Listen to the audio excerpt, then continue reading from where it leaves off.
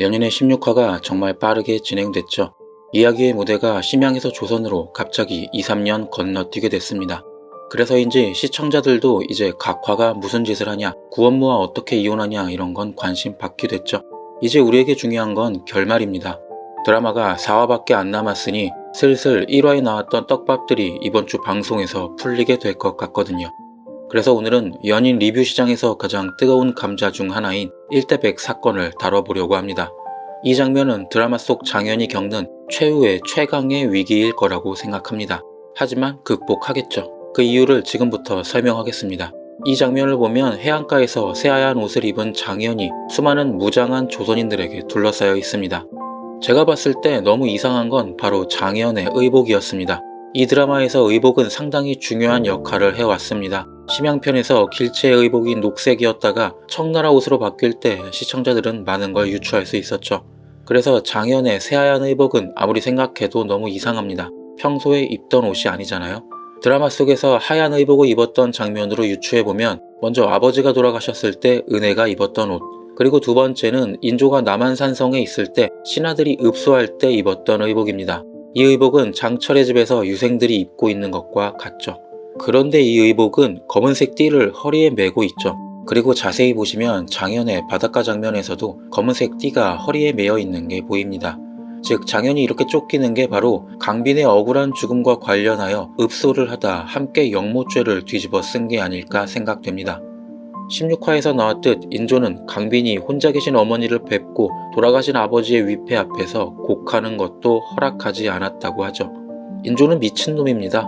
청나라에 대한 증오와 왕위를 빼앗길지 모른다는 불안에 청나라에서 인정받고 잘 지내던 세자와 세자빈을 극도로 혐오하고 있죠.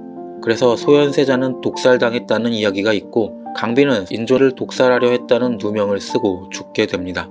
그런데 강빈의 억울함을 읍소했다? 응, 너 영모. 인조가 이랬을 것 같습니다. 어쨌든 길체와 가족들을 청나라로 피난시키려고 한 장면이 아닐까 생각됩니다. 그리고 여기에는 이들이 구해야 할 장체의 아이도 포함되어 있을 것 같습니다. 그래서 이 장면을 생각하면 길체의 임신설의 가능성도 높아질 것 같은데, 하지만 바닷가 장면을 다시 보면 장현이 혼자 있습니다. 배를 무사히 탈출시킨 장현이 길체와 사람들만 먼저 떠나보내고 혼자 남은 것으로 보입니다. 일단 길체는 청나라 말 마스터 했잖아요. 각화도 알고 있고 어떻게든 되리라 생각했겠죠. 그래서 이 바닷가 씬은 드라마 속 장현에게 닥치는 가장 큰 절대절명의 위기라고 보여집니다. 근데 여기에는 이미 굉장히 설득력 있는 가설이 있죠. 청나라에서 장현에게 돈을 꾸어 속환된 포로들이 이 사람들 중에 섞여 있을 것이고 이들이 장현의 목숨을 살릴 것이다. 저도 이 가설은 상당히 가능성이 높다고 생각합니다.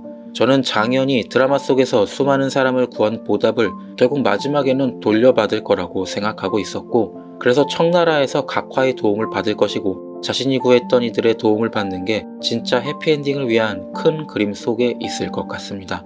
그리고 각화가 했던 말, 네 어줍지 않은 동정심이 언젠가 네 발목을 잡을 거야. 저는 이 말 들을 때 이미 발목 잡혀서 너한테 이런 위기를 맞은 것이고 드라마 끝에 가서는 오히려 도움을 받게 되지 않을까 라고 생각했습니다.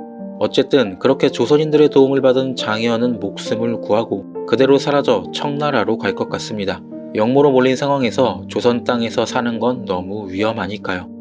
그래서 여기가 아니라도 어디서든 함께 있자는 이야기가 복선이 된 거죠.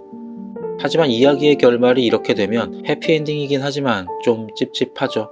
그리고 량음은 이때 잡혀 있거든요. 량음이 왜 여기에 함께이지 못했는지는 다른 영상으로 따로 리뷰하도록 하겠습니다.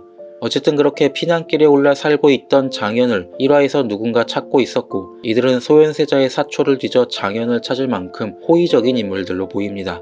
결국 1화에 나왔던 1659년에 복림대군이 죽고 장체가족은 다시 조선 능군리로 돌아와 살 것 같습니다. 오랫동안 홀로 기다리고 있던 량음을 데려와서. 그리고 단 둘이서만 몰래 올렸던 혼례를 이제는 모두의 축복 속에서 다시 올리겠죠. 예전 송철배가 그랬던 것처럼 량음은 이때 꼭 데려와서 축가시켜야죠. 축가는 량음 아닙니까? 그리고 길체의 바람대로 변치 않을 사람에게 변치 않을 마음을 주고 연모하는 이와 더불어 봄에는 꽃 구경하고 여름엔 냇물에 발 담그고 가을에 담긴 머루주를 겨울에 꺼내 마시면서 함께 늙어가겠죠. 이게 제가 생각하는 연인의 해피엔딩입니다. 그리고 여러분들이 구독과 좋아요를 눌러주시는 게 이 영상의 해피엔딩입니다.